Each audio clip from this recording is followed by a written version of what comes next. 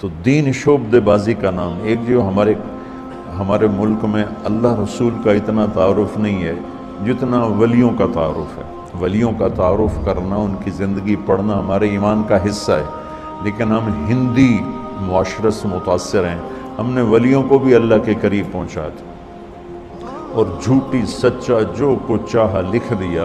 اس امت نے دین کو بچایا ہے سند کے ساتھ، یہ تھوڑا ہے کہ جو مرضی لکھا ہوا آمین۔ شیخ عبدالقادر جیلانی رحمۃ اللہ تبارک و تعالی علیہ پیران پیر ہیں، اس میں کوئی دوسری رائے ہے ہی نہیں کہ وہ ولایت کے مقام میں سب سے اوپر ہیں، اللہ نے ان کو یہ مقام دیا ہے۔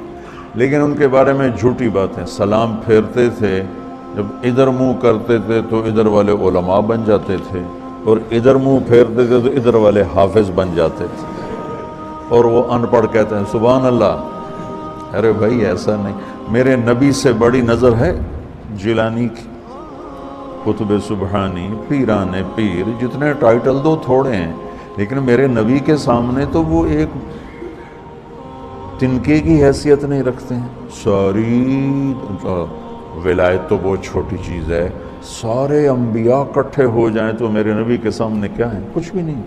تو میرے نبی سلام پھیرتے تو عالم بنا دیتے، ادھر سلام پھیرتے تو حافظ بنا دیتے، آپ نے تو کیا نہیں تو یہ پیران پیر کیسے کر دیا؟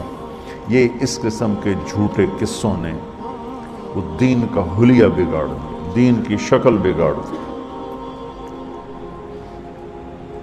مثال کے طور پہ